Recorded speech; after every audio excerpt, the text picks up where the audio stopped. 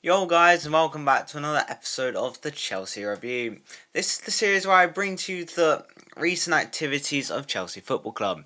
So, what's been kicking off at Cobham recently? Well, since the last time I uploaded this series, the Blues hosted Southampton at Stamford Bridge, and I was hoping for another 5-6-0-ish win. I was wrong, but I wasn't far off.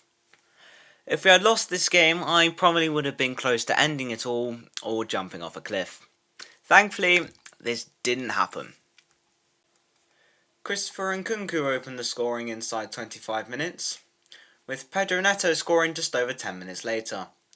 And this was followed by Levi Colwill scoring his first goal of the season just before half time. This was really nice to see, as Colwill himself stated after the game that he used to live in Southampton when he was younger, and he can now take the piss out of a few of his friends who are Southampton fans. So that's lucky. And then this 3-0 lead was followed by Marc Cucurella scoring in the 78th minute to put the game to bed. Overall, this was a really good performance from Chelsea, which is something that hasn't been said recently. And Marc Cucurella scored his third goal of the season. This guy has scored more than Cole Palmer since the turn of the year. Speaking of Cole, he once again didn't find the back of the net in this game, so he posted on his Instagram story that he'll be back.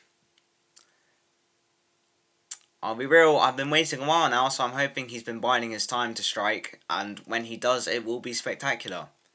Perhaps it will be against Leicester, because that was the weekend after Southampton.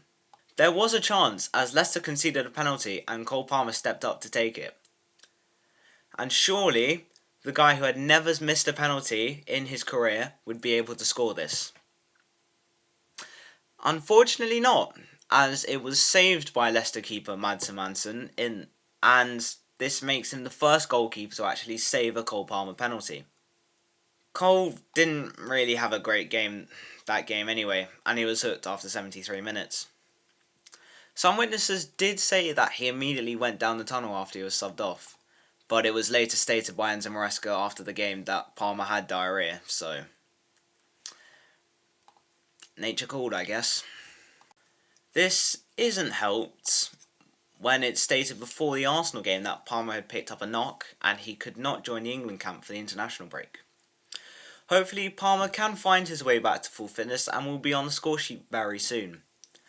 And if you want to hear more about this topic, just watch this video. Luckily, we still came away with all 3 points, with Marc Cucurella scoring a beautiful goal from outside the box. But we almost didn't come away with the 3 points that game after we nearly conceded following this audacious effort from Robert Sanchez, when he flew out to try and punch the ball away as it came towards him. I think that's what he was intending, but I don't actually know. Anyway, this photo was taken of him, and ever since I have been calling him Robert Superman Sanchez, because that is clearly what he thought he was. And he didn't even get the ball. How long until the summer so we can get a new keeper? Thankfully, Levi Colwill did head the ball away to clear it, to keep us away from conceding. So, thank God for him. After this win, this means now that Chelsea are back to 4th place in the league, and thus being very likely to get Champions League football, and maybe win the Conference League. Speaking of the Conference League, Chelsea played Copenhagen in the round of 16 in the UEFA Conference League, and Chelsea went away to Copenhagen in the first leg, and it took a full 45 minutes for anything to happen.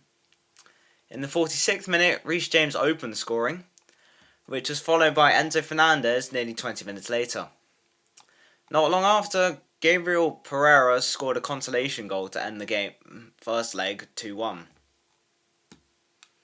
What Enzo Maresca did not expect about Copenhagen is a back 5 instead of a back 4, which is what Jacob Niestrup did for the return fixture, meaning once again not a lot happened. I wasn't particularly bothered about this though. This still meant we were winning on aggregate. But thank goodness for Kiernan Dewsbury Hall, for in the 55th minute, He managed to twist and turn his way around several Copenhagen defenders before slotting the ball into the back of the net, making the score 3-1 on aggregate. And the score would not be changed for the rest of the game, meaning Chelsea would win 1-0 on the night and 3-1 on aggregate. These two legs were very much a hard slog as Chelsea tried to break down Copenhagen's formation. Fortunately, they got the job done in the end. Now they're into the quarterfinals where they will play Legia Warsaw in April. All in all, the month of February has been decent for Chelsea. Enzo Fernandez and Marc Cucurella have been incredible. Christopher Nkunku is starting to play better now. And Reece James is looking on form again. Most people are unsure about him playing the DM role, but I honestly don't care as long as he stays fit and is scoring like he has been. Now, let's just hope they can take this good form into March. However, there is an international break in the middle of March as well, and many of our best players should be back after that. So we should be good. Unfortunately, we have one Premier League game before that. And which game is it?